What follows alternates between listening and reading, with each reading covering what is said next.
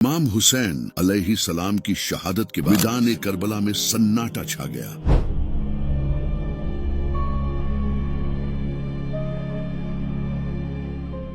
हर तरफ खून, रेत और जले हुए खेमों की बू थी। अमर बिन साद और उसकी फौज ने न सिर्फ अहले बैत के जिस्मों को लूटा, बल्कि उन्हें बगैर दफन के तपती रेत पर छोड़ दिया। ये वो लम्हा था जब आसमान तक रो पड़ा।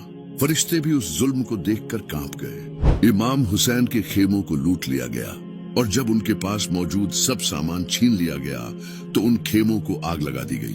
वो खेमे जिनमें नबी सल्लल्लाहु अलैहि वसल्लम की बेटियां थीं, वो खेमे जिनमें बच्चे थे, बूढ़ी औरतें थीं, बीमार इमाम सज्जाद थे, उन सबको घसीट घसीट कर बाहर निकाला गया। रस्सियों में जकड़े हुए नंगे पांव, भूखे प्यासे इमाम हुसैन का पूरा खानदान पैदल कूफा की तरफ ले जाया गया और उनके सर मुबारक को नेज़े पर उठाकर लोगों के सामने घुमाया गया ताकि लोग डर जाएं, ताकि कोई और हक़ के लिए आवाज ना उठाए। जब ये काफिला कूफा पहुंचा तो उन्हें गलियों में घुमाया गया।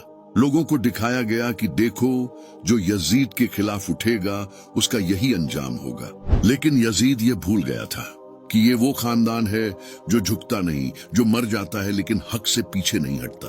उबैदुल्लाह बिन जियाद के दरबार में जब इमाम हुसैन का सर लाया गया तो वो जालिम अपनी छड़ी से उस मुबारक चेहरे पर मारने लगा।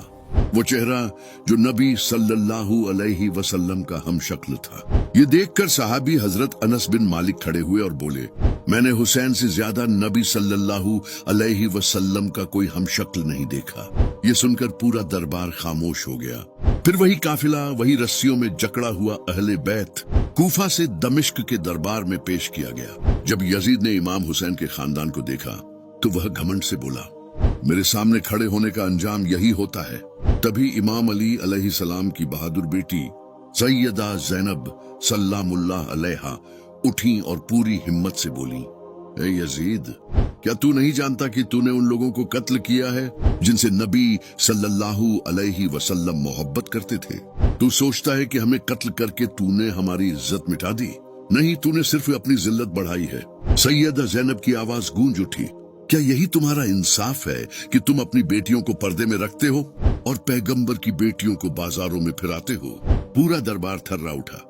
यजीद का चेहरा उतर गया। लोगों ने कहा, ऐसा लगता है जैसे अली बात कर रहे हों। सैयदा ज़ैनब बोली, मैं अली की बेटी हूँ, वही अली जिसने गदीर खुम में नबी का झंडा उठाया था।